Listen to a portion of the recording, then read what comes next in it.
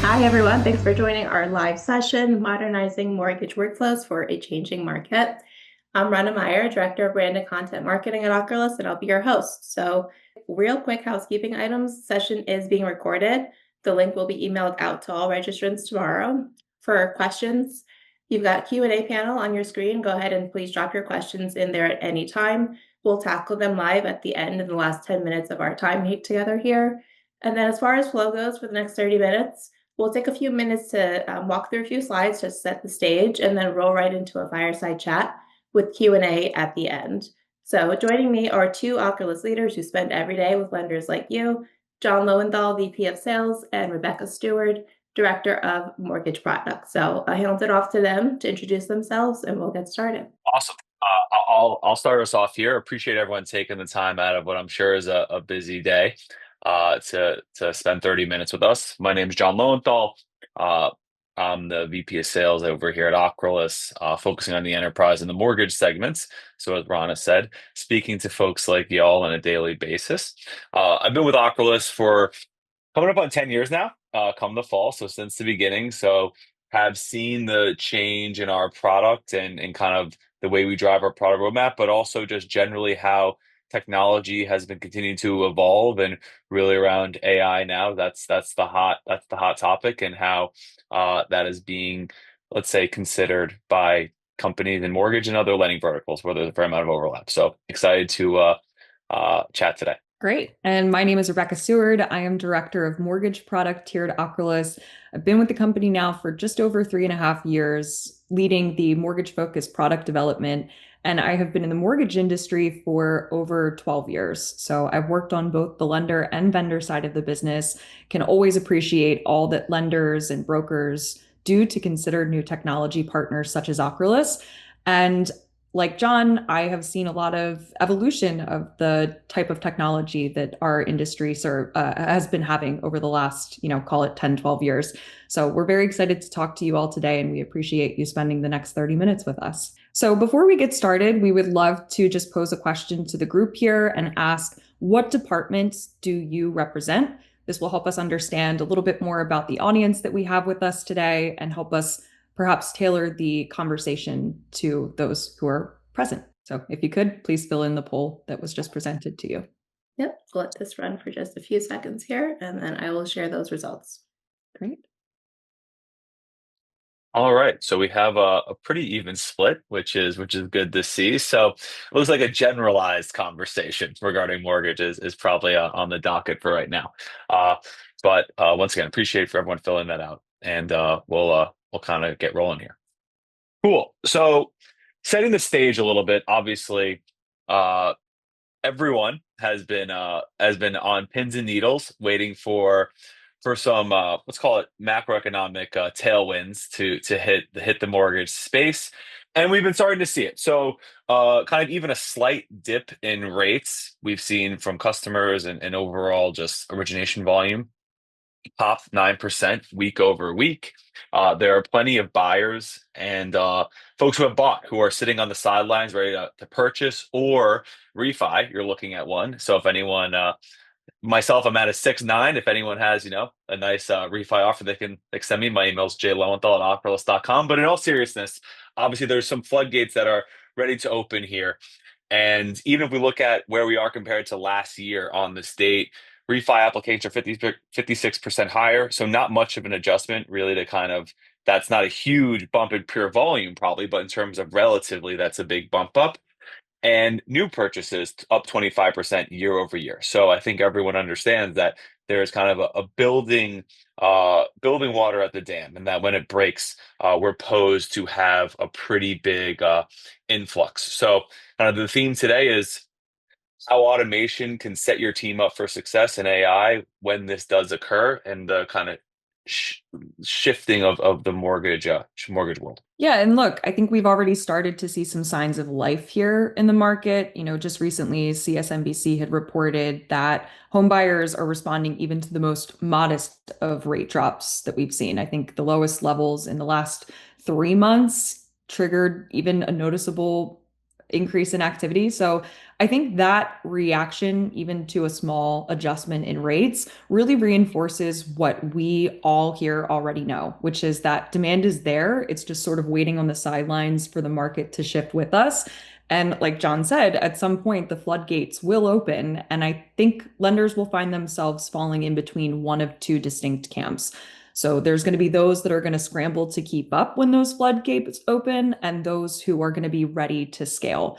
So this is no longer just about adopting AI, automation, what have you, for cost saving purposes, which it's historically been looked at as. It's actually really going to become about survival. There's always these challenges that we face, these rising origination costs, this stress to keep the team as lean as possible. All the while, borrowers are continuing to have increases in expectations. So, operational efficiency is no longer going to be a nice to have. It's going to become a true make or break factor for lenders. And I think the lenders who have invested in more modern, scalable infrastructure are going to be the ones that are leading the way, while those who haven't may find themselves struggling to keep up.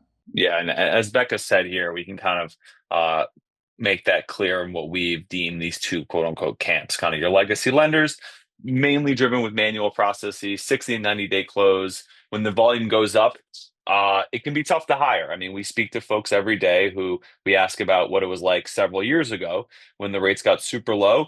And it was just a war for underwriters. Underwriters were jumping from company to company, commanding very large signing bonuses. And of course, if volume, even if you have best in class tech, if volume explodes, you're going to have to hire a couple people, but hire a couple folks instead of a couple dozen. That's kind of the play that we're encouraging here. And as Becca said, risking falling behind. This is on us today. You read every day about large companies like your Rockets, your Lowers, your UWMs. They're investing in technology and acquiring technology companies even because they see that this is the way of the future. And that drives us over here to the right side. The AI-driven, tech-driven lenders, shortening closing, scaling fast by only having to hire a few folks, and really scaling with technology. One of the lines we like to use is turn your fixed costs into variable costs. With your modern day tech providers, you're paying for what you use, and if you don't use them, you don't pay. That's why, I mean, not to plug Ocrolus, but that's why we use a volume-based model, because we want you paying Ocrolus when you're making money, and when you're not paying Ocrolus. And overall, a streamlined borrower experience. As someone who, as I just kind of said, got a mortgage within the last year or so, it can be painful, and it's still very similar to what was happening a decade ago or 2 decades ago. If I submit the wrong document, for example, at times it could take 24 or 48 hours even to hear that, hey, your pay stub's out of date, you have to submit another one. If we can do things like that instantly within a captive applicant, things like closing timelines and things of that nature just go way, way down, and enhances the borrower experience, and builds does not, I guess, build frustration, and builds a good experience for the borrower. So let's talk about how real customers of ours are actually transforming the way that they're lending and what that actually means in terms of true value. So we'd love to anchor this a little bit in some reality. As John mentioned, both John and I actually purchased homes in the last 18 months, and maybe we're the only people who did that, but we'd love to anchor this in some truth here. So let's start by talking about American Federal Mortgage. They built a national footprint over the last 3 decades, but its manual document indexing became a real performance bottleneck for them. So each file required their underwriters to have to rename and classify dozens of PDFs, delaying clear to close timelines. So after integrating Ocrolus's automated document indexing services inside of their Encompass loan origination system, they started seeing real cost savings. They started seeing about 2 hours saved per loan file across the loan lifecycle. They saw 6% reduction in underwriting touches and a 29% decrease in total time underwriters spent in the file, which is significant because that means that, again, their underwriters can free up their time to spend it on more high-value tasks. Neighborhood Loans was another customer of ours. They staked their reputation on transparency and service.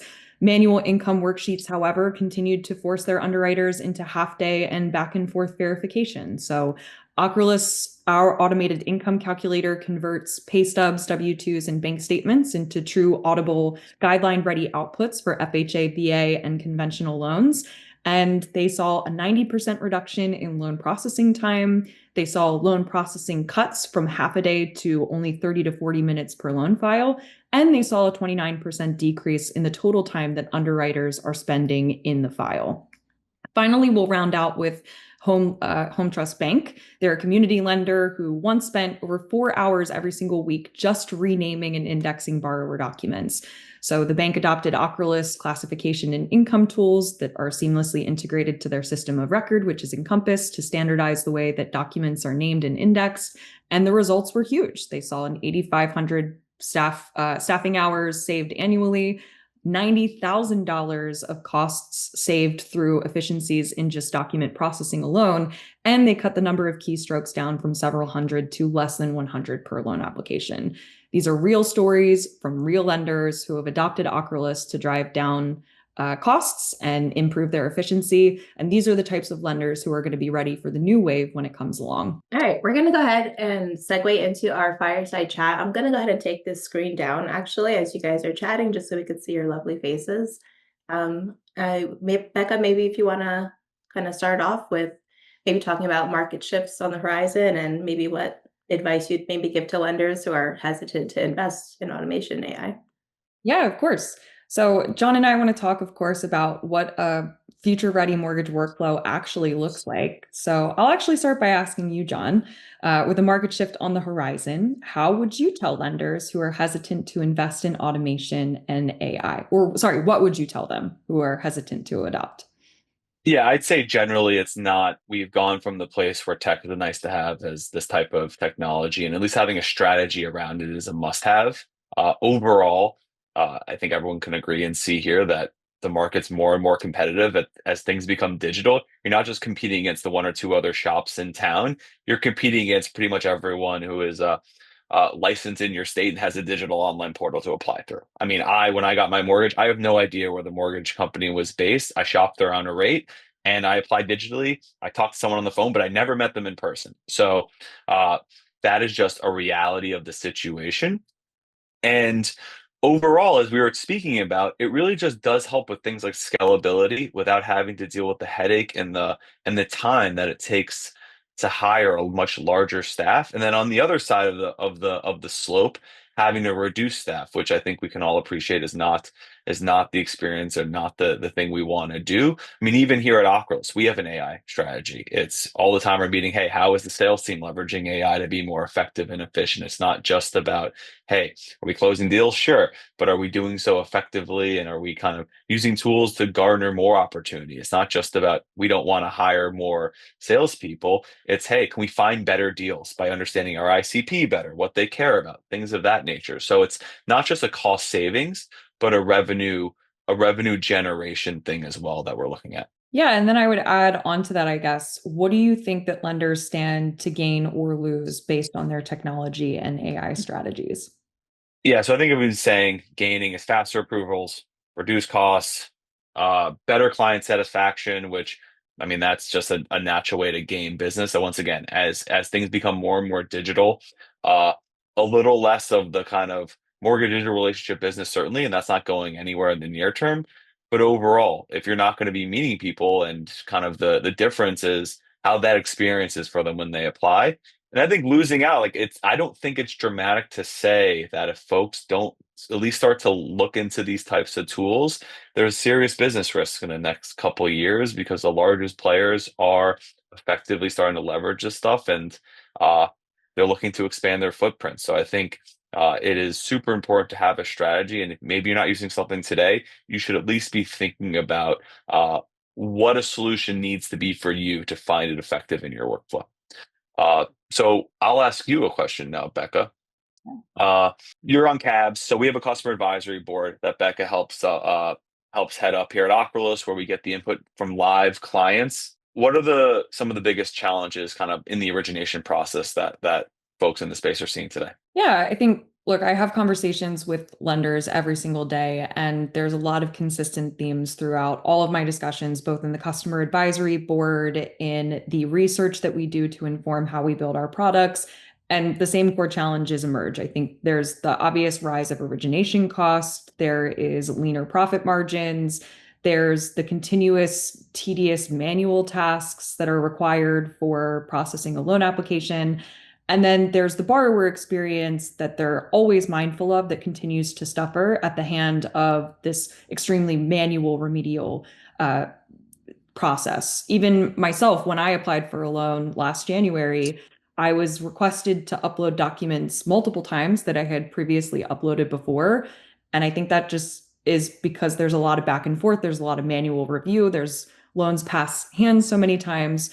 But actually, I think one of the most critical issues that is often hiding in plain sight that I hear often about is the inconsistency in how loans are actually underwritten. So even in the same organization, you can see a significant variation in how different teams or individuals interpret guidelines, how they interpret documents, how they calculate borrowers' income.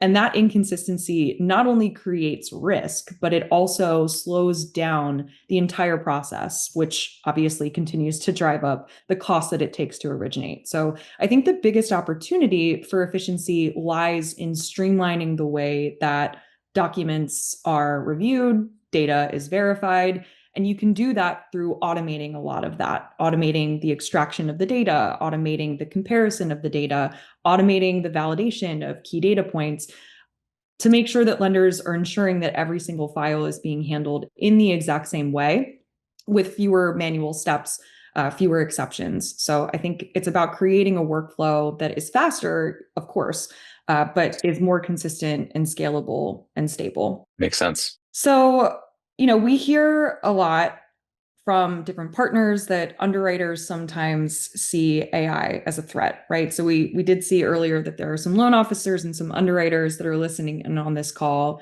So how are your customers or the folks that you're talking to throughout your sales cycle encouraging and empowering their teams to be seen as a true collaborator? Yeah, absolutely. So I think the word you use there is perfect. It's empowerment. It's not replacement. I think there is so much that, I mean, if you go on Twitter and read what OpenAI puts out or Anthropic, it seems like every disease in the world should be cured already, and everything is possible through AI, and that's just not the reality. AI is right now pretty good at getting us most of the way there, but really that last 10 to 15% left needs to be done and decisioned by a person. That's the hard part of the job. The easier part is in a mortgage world is naming a document, or in a sales world, sending an email. Those are the things you can automate, and AI is continuing to make improvements and to automate more and more. But it's really allowing folks to do the cerebral tasks that accompany these decisions. And we've seen and we've talked to that there's higher satisfaction when you can focus on the more challenging tasks and more stimulating tasks, as opposed to the kind of the day-to-day minutia that might come around in the origination cycle. And I think some practical kind of tactics that we've seen to encourage adoption is things like formal programs to train and give people certifications, and allowing them to have AI enable their workflow. You can incentivize, for example, hey, we're going to give someone who saves X amount of time a gift card, or whatever the case may be. Incentivize and tying performance bonuses to get folks to start to adopt the tools, because once they deal with the change management and start adopting, these efficiency gains are seen. And then lastly, that's when you can share the success stories. What we see is, hey, have a couple power users who we're going to train up with Ocrolus, for example. They see the benefits. And then, frankly, if I'm an underwriter, I don't want to hear from someone like me selling them Ocrolus. I want to hear from the person sitting next to me who I've worked with for 5 years. They were using Ocrolus and they're finding efficiency gains. I'm going to take that and run with it much more than someone like me who just slinging the product, and it's all true. But once again, I understand that the voice of where something's coming from can be super significant. And those are the type of things we encourage and build out with our clients to make sure that they have a successful rollout of the product. But Becca, I would love to hear if you have anything to add there. Yeah, I think the one thing I would add is just you want to be able to future-proof yourself too, right? I think you and I are constantly looking at ways in which we can adopt AI in our day-to-day to make ourselves more efficient. And I think the reality of it is we talked about those two distinct camps, those who are a little bit more tech leaning and ready to scale. Those are the ones that are going to be looking to hire because they have more volume coming in, because their reputation is upheld and they are providing better borrower experiences. And I think they're going to be looking for underwriters, loan officers, processors who are ready to adopt AI, who are used to using those types of technologies because they're going to become standard practice in the more modern lending shops. So, I'm constantly thinking about how do I make myself be able to adapt to the world around me? I think as a person who works in tech, I need to constantly be aware of all the different LLMs and models and chat GBTs, whatever you have to make myself more efficient so that I make myself more attractive to the job market. So that's another thing I would encourage folks to think about, when you're thinking about your own career, make sure that you've got the tools at hand and the skill set to be able to go on to those more modern tech shops as you look for future career advancement.